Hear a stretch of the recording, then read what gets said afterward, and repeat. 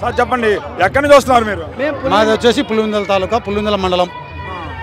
భారతదేశ చరిత్రలోనే స్వతంత్రం వచ్చి 75 సంవత్సరాలు అయితే ఈ 75 సంవత్సరాల పరిపాలనా కాలంలో అంతకుముందు ఉన్నటువంటి ముఖ్యమంత్రులు ఎవరన్నా కానీ ఇంత పేదవానికి ప్రతి ఒక్క పథకం వాళ్ళ ఇంటికి చేరాలి, అప్పుడు పేదవానికి చేరితేనే వానికి రాష్ట్రం అభివృద్ధి చెందుతుంది.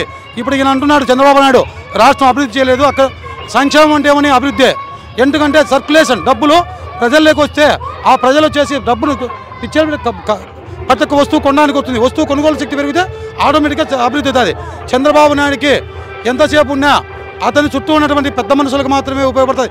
ఒకే ఒకటి చెప్తున్నాండి, రాష్ట్రంలోనే డీబీటీ ద్వారా డైరెక్ట్ బెనిఫిషరీస్ ట్రాన్స్ఫర్ చేసేదానికి 2,50,000 కోట్లను ప్రజలకు పంచడం జరిగింది. ఆ ప్రజలకు పంచిన లెక్కను మళ్ళీ ప్రభుత్వానికే వస్తుంది. ఎందుకు వస్తుందంటే వస్తువులు కొనుగోలు శక్తి పెరుగుతుంది. అదే చంద్రబాబు నాయుడు ఏం చేశాడు, ప్రతి గ్రామంలో 1,50,000 కోట్లను నీరు చెట్టు ద్వారా దోచుకొని ఆ గ్రామంలో ఉన్నటువంటి నలుగురికే ఇచ్చి ఆ నలుగురు కుటుంబాలే బాగుపడతాయి తప్ప ఈరోజు ప్రతి ఒక్క కుటుంబానికి బాగుపడే తెచ్చాడు. ఎవరైనా నష్టపోయినామంటే మాలాంటి కార్యకర్త ఒక నష్టం ఉంటే నష్టమే కాదు, మేము గర్వంగా చెప్పుకుంటున్నాం. మాకు నష్టం జరిగినా కూడా మా తరపున మొత్తం వేలాది మందికి సంక్షేమం అందింది.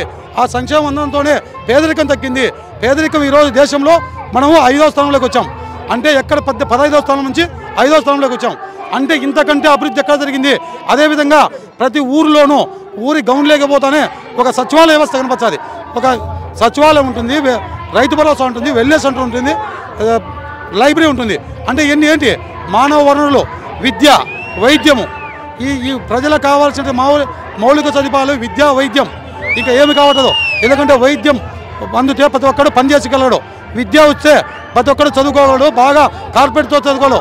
కాబట్టి చంద్రబాబు నాయుడికి ఇప్పుడు గెలిచే సత్తా ఉంటే బీజేపీ, పవన్ కళ్యాణ్, కాంగ్రెస్ పార్టీ ఇన్ని పార్టీలతో పొత్తు కావాల్సిన అవసరమే వచ్చింది. ఇది మేము సూటిగా ప్రశ్నిస్తున్నాం. నీకు ఒక్కరికి ఎదుర్కొనే సత్తా లేకనే కదా మా పైన వ్యతిరేకత ఉంటే మీరంతా కట్టకట్టుకోవాల్సిన అవసరం వచ్చింది. కాబట్టి ఎప్పటికైనా 175కు 175 కాంగ్రెస్ పార్టీ, వైఎస్ఆర్ కాంగ్రెస్ పార్టీ సాధిస్తుంది. రాబోయే కాలంలోనే ఎప్పటికీ పర్మనెంట్గా వైఎస్ఆర్ కాంగ్రెస్ పార్టీ అధికారంలో ఉంటుంది. నీ యొక్క కళలు కానీ నువ్వు చేసే ఒకే ఒకటి చెప్తున్నాను, చంద్రబాబు నాయుడు ఇప్పుడు మీటింగ్లు పెడుతున్నాడు, రా కదిలిరా. ఆ సభలో ఎక్కడైనా నేను ఈ పథకం ప్రవేశపెట్టాను, ఈ పథకం వల్ల ఇది వీడు బాగుపడినాడు, ఈ కుటుంబం బాగుపడింది, ఈ కులం బాగుపడింది, ఈ మతం బాగుపడింది చెప్పిన దాఖలు ఎక్కడ ఉన్నాయా? వచ్చినా మంచి జగన్ సైకో రాక్షస పాలన. ఎవరైనా సరే పల్లెల్లో తెలుగుదేశం పార్టీ కార్యకర్తను కొట్టినట్టున్నామా? ఎవరైనా కొట్టినామా, చేసినామా? మొట్టమొదట వాళ్ళకే ఇచ్చాము. వాడు సైకో, వాళ్ళ కొడుకు సైకో, వాళ్ళ కొడుకు తెలుగు. ఇప్పుడు ఏమంటాడు, ఆర్టీసీ బస్సులు మేము ఉపయోగించకూడదంట.